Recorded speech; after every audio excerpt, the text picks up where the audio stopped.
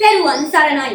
ගෞරවනීය අවසරයක් ප්‍රාර්ථනා කරනවා අපක්ෂපාතී විනිසුරු මණ්ඩලෙනුත් ප්‍රතියෝජක ඔබගෙනුත් රැස් සිටින ඔබ සියලු දෙනාගෙනුත් සමාජයේ වඩා අධ්‍යාපනය කළ හැකි ආගම තුලින් පමණයි. එසේනම් මොකටද මේ විවාදය? විවාදය ආරම්භයට මත්තේ යෝජක අපි ජයග්‍රහණය කළ ඉවරයි. එයි මම මෙහෙම කියන්නේ ධම්මෝ හවේ රක්කති ධම්මචාරී යන බුදු වදනට කරු කරමින් ඒ තේමා පාඩට ඇතුළත් කරගෙන සිටින නීතිය හා මහජන ආරක්ෂාව සම්බන්ධ ආයතනය ධර්මයෙන් හැසිරෙන්නා ධර්මයෙන් ආරක්ෂා වන්නට ඉඩ ලබා දී ඇතනම් මොකටද 아무තේ නීතිය ප්‍රතියෝජකයන්ට ඒ තේරෙන්නේ නැත්නම් මම මේ කියන්නේ පොලිසිය තේමාව නිර්මාණය වෙලා තියෙන්නේ ආගමට අනුකූලව නම් පොලිසිය යහපත් වෙලා තියෙන්නේ ආගමික සංකල්පයක් ගුරු කොට තිබෙන නිසා නම් මොකටද 아무තේ නීතිය අපි සමාජයේ ආගමෙන් මෙහපත් කරමුකෝ. සමාජය කියලා කියන්නේ පුද්ගල සමූහයකගේ එකතුවක්. සමාජයේ සංස්කෘතිය වෙනස් කරන පුද්ගලයෙක් හෝ කණ්ඩායමක් සිදු කරන යම් ක්‍රියාවක් අපරාධයක් ලෙස නිර්වචනය කරන්න පුළුවන්.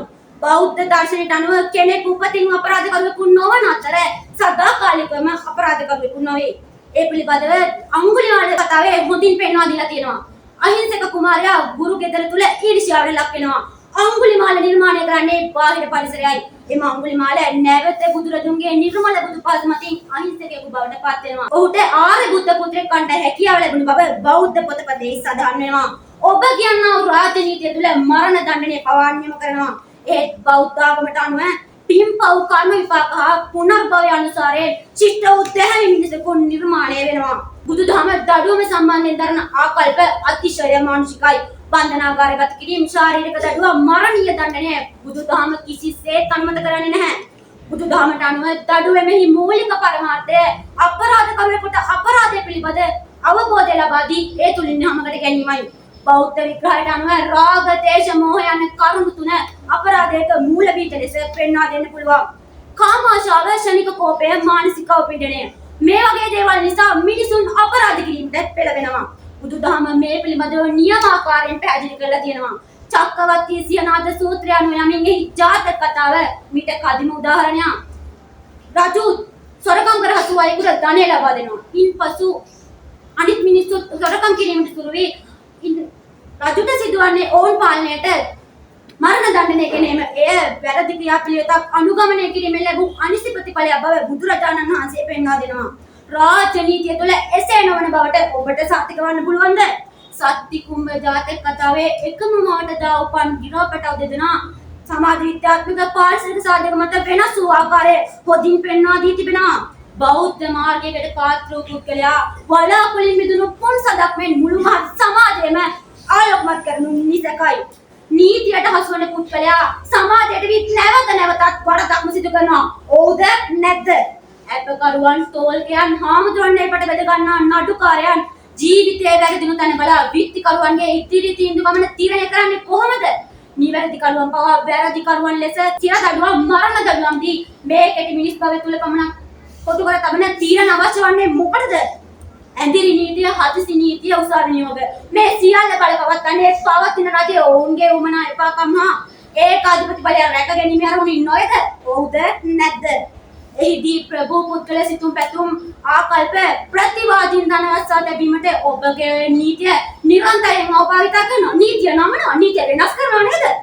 සාධාරණ ඉල්ලීම් නියත විරෝධතාවයකදී අහිංසක ගොවි ගැටලුවකදී තම අදහස් ප්‍රකාශ කරමින් අහිංසකයන් දිනා ගැනීමට පැමිණෙන්නන්ට රාජාත්මකාමී නින්දිත ආකාරයෙන් ප්‍රහාරය කරනවා.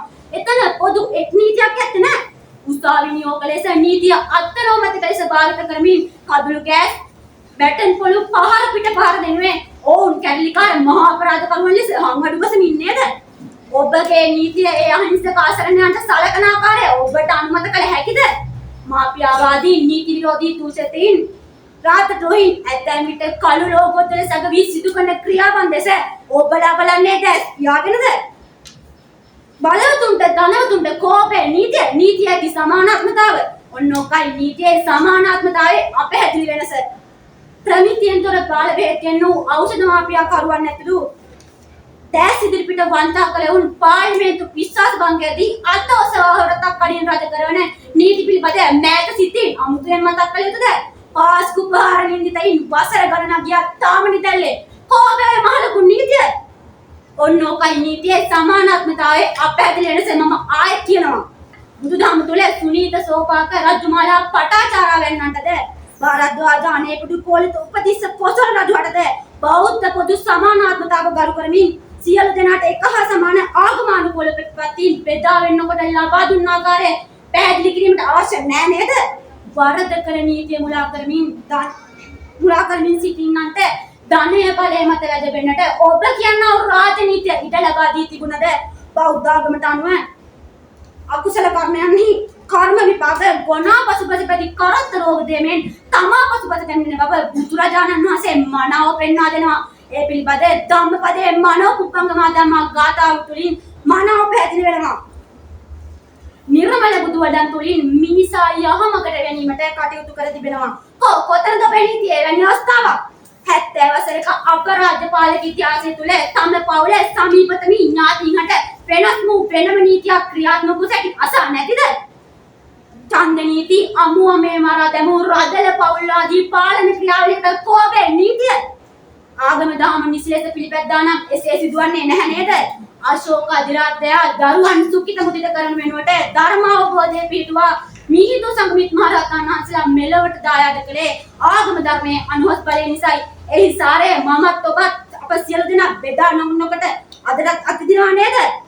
වරද තමා විසින්ම දැන තම වීරෙන්ම ජීවන ගැනීම යහපත් කර ගැනීම නොවේ වැදගත් වන්නේ. ආගම තුලින් මෙලොව පරලොව යන දෙලොවම සුගතියට පත්වනවා නියතයි. අත්ත දීපා විහෙරත අත්ත සරණ අනාථ සරණ තමා සෙවන තම අත මිස තමාට යන් සරණක් නැත.